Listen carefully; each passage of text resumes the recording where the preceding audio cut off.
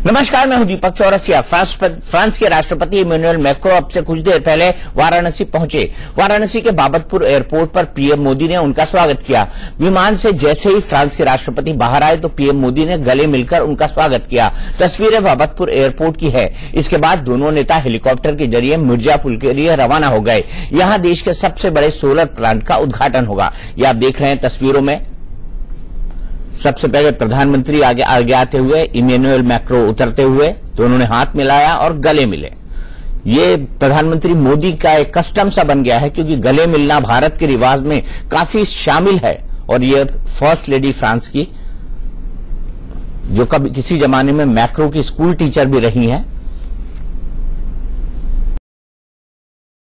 Protocol के मुताबिक मुख्यमंत्री योगी आदित्यनाथ वो भी अपने देश के अंदर राष्ट्राध्यक्ष का स्वागत कर रहे हैं। गोयल साहब, मैं आपसे जानना चाहूंगा कि इस वक्त किसको किसकी ज्यादा जरूरत है? ब्रेग्जिट के बाद फ्रांस को भारत की, या पाकिस्तान और रशिया और चीन के बाद भारत को फ्रांस?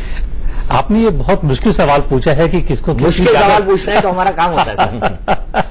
देखिए, ये मैं सवाल का जवाब देना बहुत मुश्किल है कि किसको किसकी ज्यादा जरूरत है। ये कहना सही है कि दोनों ही को अभी इस समय एक दूसरे की जरूरत है। अब देखिए, अगर देखा जाए तो हम पहले फ्रांस के नजरिए से देखें। फ्रांस के नजरिए से अभी यूरोपियन यूनियन में ब्रेक्सिट के बाद में, और खास तौर पर एक इमिग्रेशन वगैरह के जो केसेस को लेकर के एक जो राइट विंग का वहां पर दौर चल रहा है, उसके मुताबिक ईयू में थोड़ी सी अभी गहमा गहमी है, उथल पुथल है, अनसर्टेनिटी है। यूरोप में 2-3 पावर सेंटर उभर करके सामने आ रहे हैं। जर्मनी है, यूके है, फ्रांस है। और ट्रंप की जो एक नेशनलिस्ट पॉलिसी की मेक अमेरिका ग्रेट अगेन, उसके मुताबिक यूरोप को अब जो है अपना एक पावर सेंटर जो डायनेमिक्स है उसमें उसको एक अलग जगह बनानी जरूरी हो गई है। और इसमें जो 3-4 मुख्य देश हैं, मैंने नाम लिया फ्रांस, जर्मनी, यूके, इन सभी का अपना एक अहम रोल रहेगा। उसमें उनको जो खाली एशिया के नहीं, लेकिन पूरे विश्व में जो मुख्य देश हैं, भारत हो, चीन हो, उनसे मिलकर के देखना है कि ये इक्वेशन कहां तक आगे बढ़ सकती हैं। भारत एशिया में एक बहुत मुख्य भूमिका निभा रहा है। इंडियन ओशन में कुछ कहना चाहूंगा। जब आप पहले सौरभ शुक्ला से बात कर रहे थे कि 3 खास चीजें क्या हैं, उसमें मेरे मुताबिक 2 चीजें वो जिक्र करना भूल गए शायद। एक तो जो लॉजिस्टिक्स एग्रीमेंट साइन किया है, जिसके मुताबिक जो एक्सेस मिलेगी पोर्ट्स को, डिफेंस फोर्सेस को, और कॉपरेशन रहेगा, वो एक बहुत जरूरी चीज है। और एक जो vision document on the Indian ocean strategic cooperation, वो बहुत जरूरी चीज है। मेरे ख्याल है उनको मिलाकर के अगर देखा जाए तो जो फ्रांस की और इंडिया का जो फोकस है अपने बायोलैटरल रिलेशंस में, वो साफ निकलकर सामने आएगा। भारत को जरूरत इस टाइम पर यह है कि इंडियन ओशन और पैसिफिक में जो उभरती ताकतें हैं, उनमें चीन एक है, भारत को अपना एक रोल अदा करना है। उसको रोल अदा करने के लिए हम जितने हमारे साथ में हमारे मित्रों मिलें, जो हमारे साथ में रहें, वो अच्छा है। उनमें फ्रांस एक बहुत मुख्य देश बन सकता है। ठीक है। हाँ, मैं एक चीज और कहूंगा जी। हाँ, फ्रांस इंडियन ओशन में एक बहुत मुख्य देश है। रीयूनियन आइलैंड, जहां पर इनके जो एक टेरिटरी है, वो एक मॉरिशस के पास में है, बहुत जरूरी है कि हिस्सा है वो। तो France can play a very important role. France can play a very important role. लेकिन शिवपूजन झा का इंपॉर्टेंट रोल क्या है? शिवपूजन झा का आज सबसे महत्वपूर्ण रोल ये है कि वो हमको गंगा के घाटों की सैर कराएं और देखें कि मैक्रो और मोदी किस नजर से मां गंगा को देखने वाले हैं। तो एक बार सैर करा दीजिए शिवपूजन जल्दी से गंगा के घाटों की। आप किस घाट पे खड़े हैं अभी?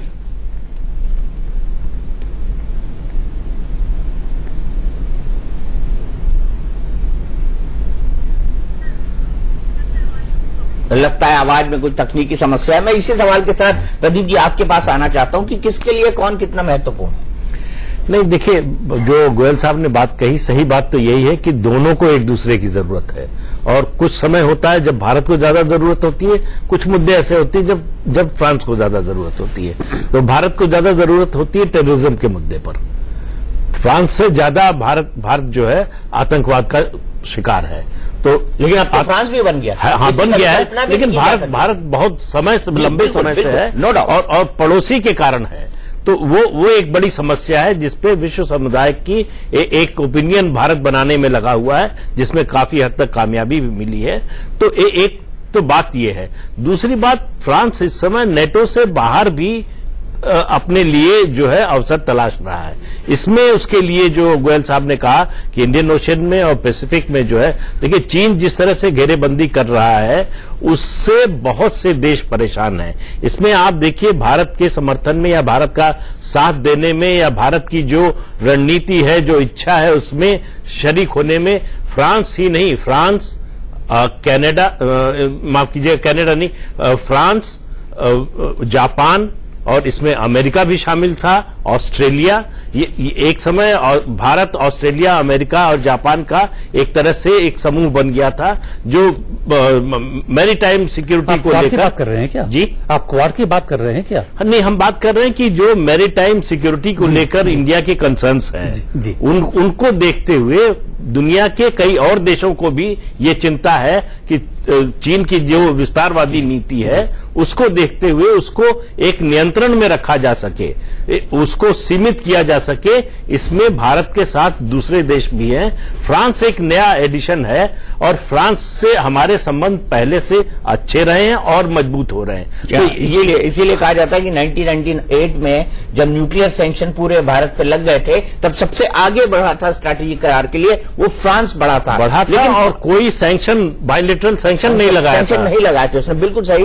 फ्रांस ने कोई बायलैटरल सैंक्शन नहीं लगाए थे। इसी का परिणाम है कि आज इतने साल बाद 1998 से 2018 आते आते तक हम एक सोलर प्लांट लगाने जा रहे हैं। अब से कुछ देर बाद पीएम मोदी और फ्रांस के राष्ट्रपति मिर्जापुर में सोलर प्लांट का उद्घाटन करेंगे। उसी सोलर प्लांट से इंडिया न्यूज संवाददाता राजीव शर्मा की आंखों देखी।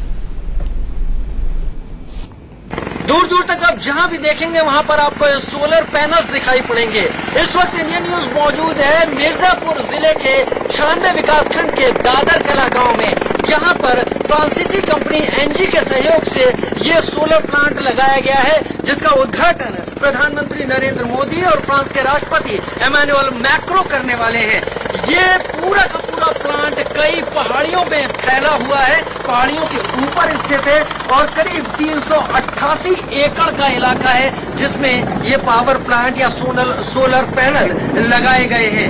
इसके जरिए 75 मेगावाट बिजली उत्पादन की क्षमता बताई जा रही है और इसकी खासियत ये है कि ये करीब प्रतिदिन 4.5 लाख से 5 लाख यूनिट तक बिजली का उत्पादन करेगा। अगर इसका असर लोगों के जीवन पर देखा जाए तो 1 लाख परिवारों को रोशनी मुहैया कराएगा ये प्लांट, जिसकी तैयारी यहाँ पर मिर्जापुर जिले के 96 विकासखंड के इस दादर कला गांव में दिखाई पड़ रही है। पूरा का पूरा पहाड़ी का ये हिस्सा ये सब सोलर पैनल से पटा पड़ा है। भारत और फ्रांस के तकनीकी सहयोग और आपसी सहयोग के चलते इस प्लांट का इस जगह पर इस सारी संरचना का जो विकास है वो फ्रांसीसी कंपनी के सहयोग से किया गया है और उम्मीद जताई जा रही है कि इस तरह के और भी सहयोग भारत और फ्रांस के बीच में होने वाले हैं। तो भारत और फ्रांस के बीच ऐसे कई सहयोग और साथ ही साथ एक सोलर कई देशों के साथ मिलकर, कितने देश थे सर जी सोलर सम्मेलन को? 44 देश थे, जिसमें उनके राष्ट्राध्यक्ष भी थे, मंत्री भी शामिल थे और बाकायदा एक सोलर अलायंस की उद्घोषणा, उसका उद्घाटन फ्रांसीसी राष्ट्रपति और भारत के प्रधानमंत्री ने दिल्ली के अंदर किया है और वो पूरी दुनिया को सोलर एनर्जी दिलाएगा। यही कारण था कि जब क्लाइमेट चेंज पर डोनाल्ड ट्रंप ने अपना रुख बदला और कहा कि पेरिस क्लाइमेट समझौते को हम नहीं मानेंगे, तो सबसे पहले फ्रांस खड़ा हुआ और उसने कहा कि हम इस समझौते के साथ हैं और इस समझौते को बनाए रखने के लिए हम एड़ी चोटी का जोर लगा देंगे और आज उसकी दिशा में एक नया बढ़ता हुआ कदम दिखाई दे रहा। आज वाराणसी में पीएम मोदी की बोर्ड डिप्लोमेसी दिखेगी। आपको 4 तस्वीर दिखाते हैं कि कैसे जब भी कोई राष्ट्राध्यक्ष हिंदुस्तान आते हैं तो पीएम मोदी के स्वागत का अंदाज कुछ अलग होता है।